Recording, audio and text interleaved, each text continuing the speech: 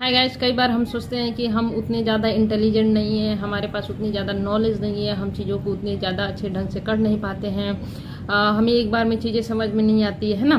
तो एक कमेंट आया मुझे कि दीदी मैं उतना ज़्यादा इंटेलिजेंट नहीं हूँ और चीज़ें मुझे याद नहीं होती है, मैं कर नहीं पाता हूँ, लेट से सीखता हूँ, लेट लर्नर हूँ, क्या मेरा सिलेक्शन होगा नहीं होगा। देखो ऐसा है कि दो चीज़ें आपके लिए बहुत ही ज़्यादा इम्पोर्टेंट रोल प्ले करती है सफलता में।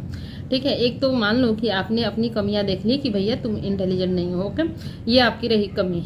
तो उस कमी को कैसे सॉर्ट आउट करना है। देखो मैंने अपनी लाइफ में दो चीज़ें बहुत ही ज़्यादा अप्लाई की। सेम सिचुएशन मेरा भी है।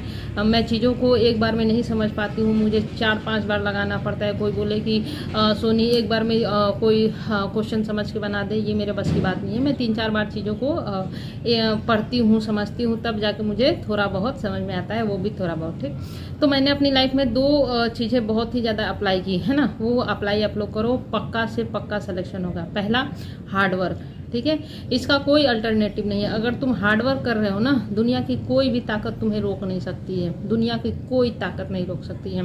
हार्ड वर्क कैसे करना है, जो तुम्हें नहीं आता है सब्जेक्ट, जो तुम्हें सब्जेक्ट कमजोर लग रहा है या फिर जो तुम्हें समझ में नहीं आ रहा है, उसको घिस घिस के पढ़ लो। इतना घिसो, इतना घिसो, इतना घिसो, इतना उसको रगड़ो कि वो तुम्हारे लिए इतना ईजी बन जाए कि तुम्हें ऐसा कभी लगे ही नहीं कि ये मुझे नहीं आता था। ठीक है, यानी कि हमें क्या करना है, घिस के हार्ड वर्क करना है, घिस के पढ़ना है, करके पढ़ना है। दूसरी चीज कंसिस्टेंट है ना, ये दो चीजें होनी चाहिए।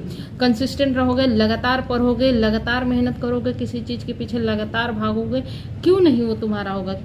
कोई नहीं रोक सकता है, दुनिया की कोई ताकत नहीं रोक सकती है। तो क्या करो कि पहले तो तुमने अपनी कमी देख ली कि मुझे चीजें लेट से समझ में आती है, लेट से होती हैं। तो हम क्या करेंगे, एक चीजों को बार बार पढ़ेंगे ना, है ना। हमें मान लो एक बार में याद नहीं होता है तो 2 बार में याद करेंगे। बगल वाले हमारे दोस्त भले ही 4 घंटे में समझ जाते हैं, हम 6 घंटे में समझेंगे, इसमें क्या है। लेकिन हम उनसे पीछे नहीं रहेंगे।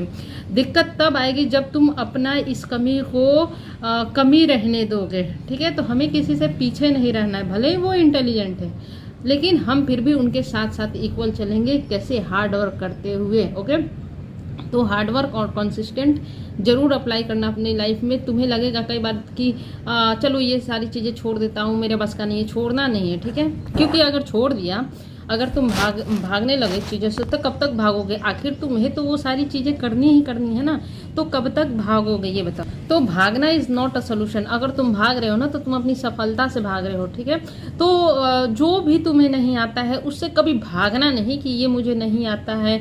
जैसे मैं भी बहुत सारी चीज़ें अभी मुझे डिफिकल्टी आती है सीखने में, समझने में, है ना। तो मैं उस चीज़ से भागती नहीं हूँ कि अरे मेरे से तो नहीं होगा। भागना नहीं, अगर भाग गए ना, मैदान छोड़ के भाग ही गए, तो फिर खिलाड़ी किस बात का, है ना। तो भागना बिल्कुल भी नहीं है, लगे रहना है, मेहनत करते रहना है और कंसिस्टेंट रहना है। ये नहीं कि 2 दिन पढ़े, 2 दिन छोड़ दिया, 2 दिन पढ़े, 2 दिन छोड़ दिया, नहीं, लगातार पढ़ो। क्योंकि जब तक तुम सफलता नहीं हासिल करते हो तब तक तुम्हें पढ़ना ही पढ़ना है। अगर छोड़ रहे हो तो तुम्हें वो डिले होगी। जो सफलता तुम्हें 6 महीने पहले मिलनी चाहिए थे, वो तुम्हें शायद 6 महीने बाद मिलेगी। तो क्यों हमें डिले करना है अपने सफलता को, क्यों हमें पीछे रहना है ना। हम क्या करेंगे कि हम लगातार पढ़ेंगे, लगातार मेहनत करेंगे। जो चीज़ें हमें नहीं आती है उसको 10 बार, 15 बार, 20 बार, 50 बार पढ़ेंगे। ठीक है, लेकिन छोड़ेंगे नहीं। ओके, ये सारी चीज़ें अप्लाई करो। सिलेक्शन 110%। आप लोग बोलते हो ना दीदी, सबको आप बोलती हो सिलेक्शन हो जाएगा। जी हाँ, सबका सिलेक्शन हो जाएगा, सबका। ठीक है, भले ही वैकेंसी कम आती है, कम क्या आती है, 20, 25, 30 हज़ार तो आती ही आती है ना। तो डिजर्विंग कैंडिडेट है ना, जो लगातार मेहनत करेगा, जो चीज़ों पे लगातार वर्क करेगा, जो एग्जाम पैटर्न समझेगा, अपनी कमियों को समझेगा। ये बताओ कि क्या रीजन है कि नहीं होगा, है ना। और कॉन्फिडेंस जब आपके अंदर आएगा ना, जब आपके अंदर कब कॉन्फिडेंस आएगा, जब आपको सब्जेक्ट के ऊपर पकड़ रहेगी। जब तक आपके सब्जेक्ट के ऊपर पकड़ ही नहीं होगी, तब तक आपको कॉन्फिडेंस आ ही नहीं सकता है। ठीक है, तो कॉन्फिडेंस लाओ अपने अंदर। जब कॉन्फिडेंस आ जाएगा, कोई भी एग्जाम निकलेगा, 1 नहीं, 2 नहीं, 3 नहीं, 4 नहीं, 5 नहीं, जितने भी तुम एग्जाम में बैठे होगे, सारे प्रीलिम्स क्लियर होंगे, सारे मेंस क्लियर होंगे। फिर उसके बाद तुम चूज करना कौन सी तुम्हें नौकरी ज्वाइन करनी है और कौन सी नौकरी तुम्हें छोड़नी है।